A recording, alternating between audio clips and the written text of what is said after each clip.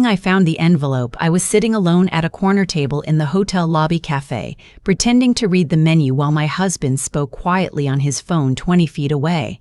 He had his back to me. He always had his back to me lately. I watched him through the rim of my coffee cup, the way his shoulders tensed when he talked, the way his free hand moved in small, controlled gestures like he was negotiating something. He'd told me it was a work call. He'd been telling me that for 6 months. My name is Claire. I'm 31 years old. At the time, I was a licensed interior architect with a small but growing firm in Charleston, South Carolina.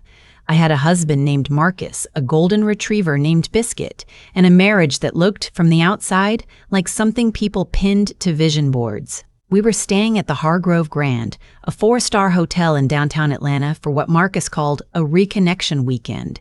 His idea. He'd booked it, packed my bag, driven the 3 hours himself. I remember thinking it was sweet. I remember feeling guilty for all the times I doubted him. I should have trusted the doubt. I was looking down at the menu when a shadow crossed my table. I assumed it was our server. I didn't look up right away. Then something slid across the tablecloth in front of me. A plain white envelope, letter-sized, sealed, no name on the front. I looked up. The man standing there was older, maybe 60, with gray at his temples, and the kind of face that had seen difficult things and quietly survived them. He wore a dark jacket, nothing remarkable. He didn't sit down, he didn't smile. He looked at me with an expression I can only describe as urgent calm, like a doctor delivering news he'd rehearsed. "Don't open it here," he said. His voice was low. "Read it tonight. Alone. Before you go to sleep." I opened my mouth, but he was already walking away. Not rushing, not running, just steady and deliberate, moving toward the lobby exit like a man with somewhere to be. I looked over at my husband. He was still on his phone, still turned away. I slipped the envelope into my purse. I don't know why I didn't tell Marcus. Some part of me, the part that had been quietly collecting small inconsistencies for months, already understood that whatever was in that envelope, my husband was the reason it existed. We spent the afternoon doing what reconnection weekends are supposed to look like. We walked along the Beltline. We shared a bottle of wine at a rooftop bar. Marcus was charming and warm and paid attention to everything I said, and I smiled and laughed and pressed the shape of that envelope against my ribs every time I reached for my purse. That night, when he fell asleep, I went into the bathroom, sat down on the tile floor with my back against the tub, and opened it. There were photographs inside. 12 of them, printed on standard copy paper, slightly grainy but clear enough. The first showed my husband shaking hands with a man I didn't recognize outside what appeared to be a warehouse. The second showed documents spread across a table, legal-looking, dense with text. The third showed my husband laughing with 3 other men around a restaurant table, one of whom I recognized immediately. His name was Philip. He was my husband's business partner, and he was also the man who had co-signed the mortgage on the house Marcus and I had bought together 2 years ago. I kept going through the photographs. By the 8th one, my hands had stopped shaking. Not because I'd calmed down, but because something colder than fear had taken over. The last photo was different. It was a screenshot of a text message exchange. Marcus's name was at the top. The messages were brief. Clinical. She doesn't know anything. Keep it that way. What about the Mercer account? Done. Move the rest before Thursday. I sat on that bathroom floor for a long time. My husband and Philip ran a residential development company together. Aldrin Group, Est, 2019.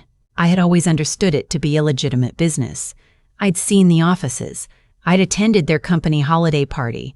I'd met their clients at dinner and smiled across tables and never once questioned the numbers Marcus brought home. The Mercer account. I knew that name. It was a large estate sale Marcus had mentioned in passing 3 months ago. An elderly couple in Savannah, their daughter handling the sale of the family property after their deaths.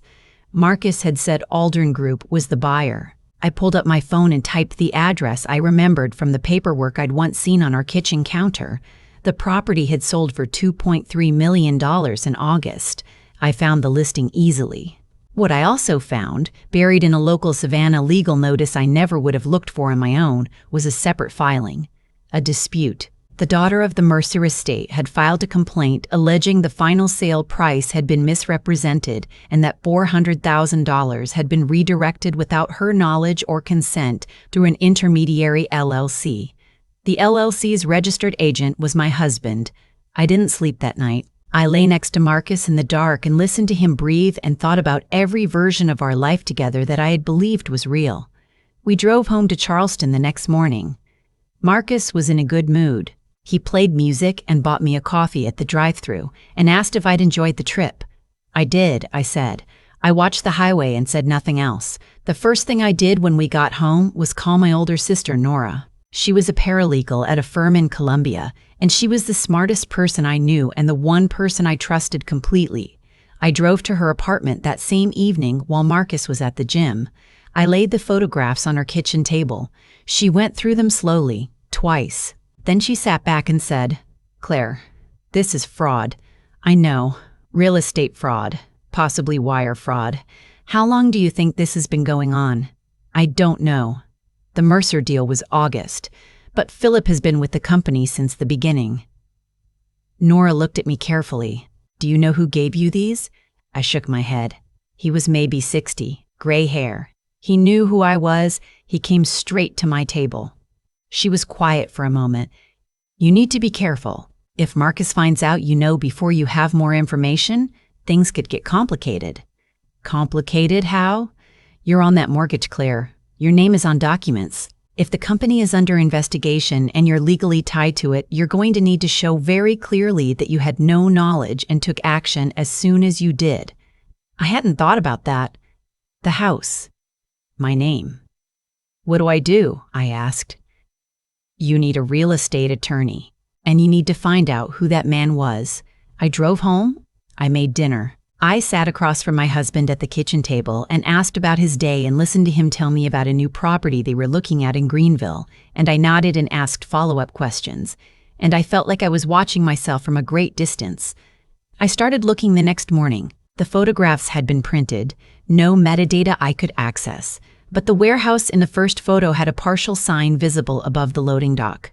I could see 3 letters, VL. I ran searches for warehouse and logistics facilities near Atlanta with names containing those letters. On the 4th try, I found it, Valmont Storage and Distribution, located in a suburb east of the city. I searched Valmont against every business name I knew connected to Aldrin Group. On the 3rd search variation, I found it, a freight invoice filing from 2022. The client listed was a company called Thornberry Logistics. I looked up Thornberry Logistics. Philip was listed as the registered agent, 2 companies. My husband's real estate firm and Philip's logistics company, moving money between them through a layered structure that would be difficult to trace quickly. The Mercer estate was likely one of several properties used to funnel and clean funds from a source I hadn't identified yet. I went back to the envelope. I had examined the photographs, but I hadn't looked closely at the back of each one. When I turned the last photograph over, I found something I'd missed the first night. A handwritten note, very small, in the lower right corner, "Ask about Daniel Hess." He tried to stop them. I typed the name into a search engine. Daniel Hess, Savannah, Georgia, age 44. He had died in October of the previous year. The official cause of death was listed as an accidental fall at a construction site. He had worked for a subcontracting firm that had been hired by Aldrin Group on a commercial development project in Savannah. He left behind a wife and 2 daughters. I stared at the screen for a long time.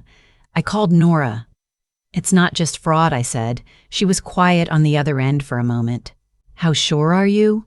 "Not completely, but a man died on one of their job sites last October and the note in the envelope specifically named him."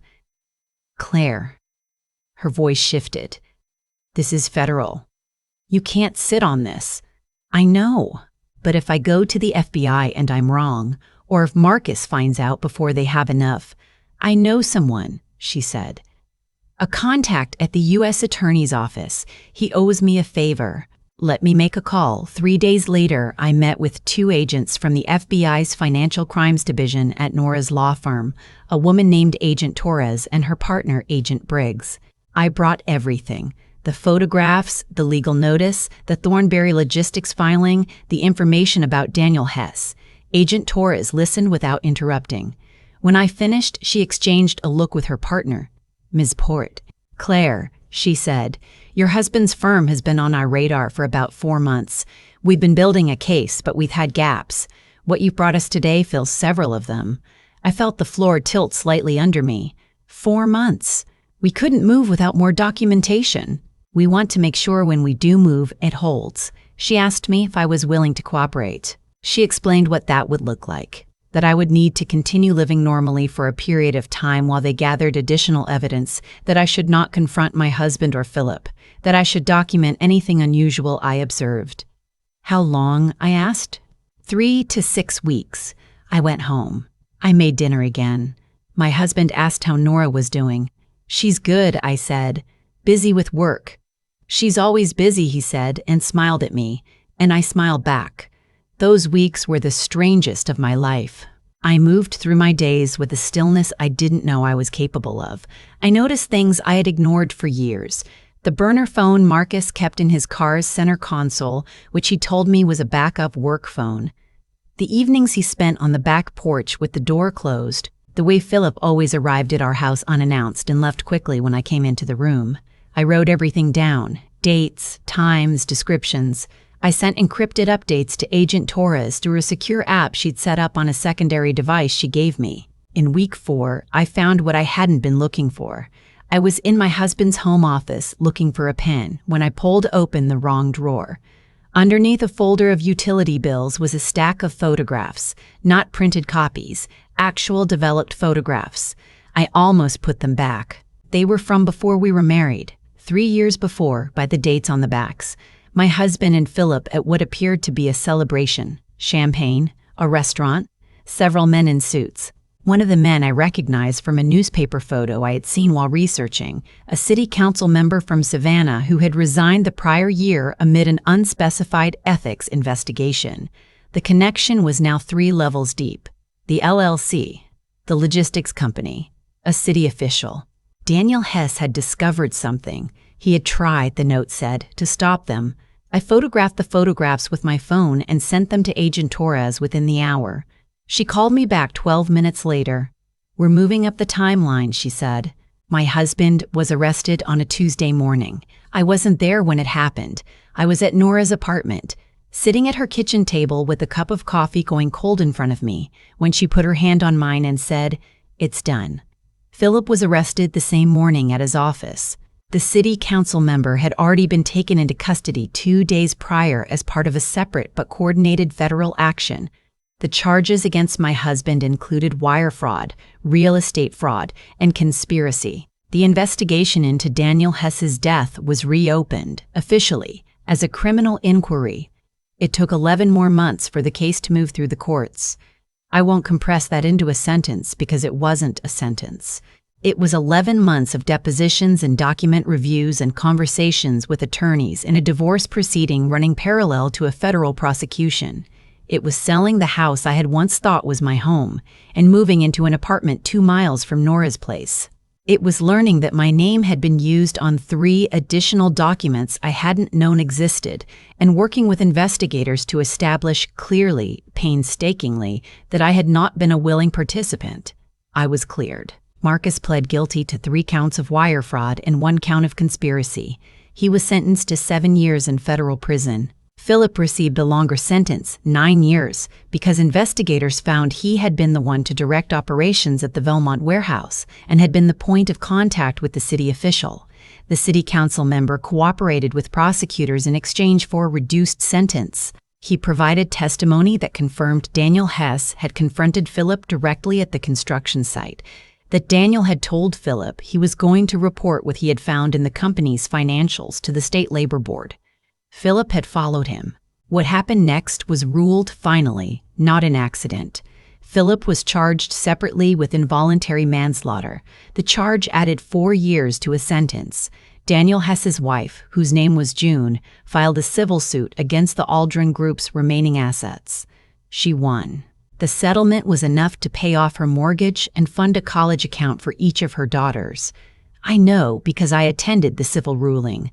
I sat in the back of the courtroom and watched June Hess put her face in her hands when the number was read aloud, and I did not try to stop crying. As for the man in the hotel lobby, the one who set everything in motion with a plain white envelope and 4 words, I didn't find him for a long time.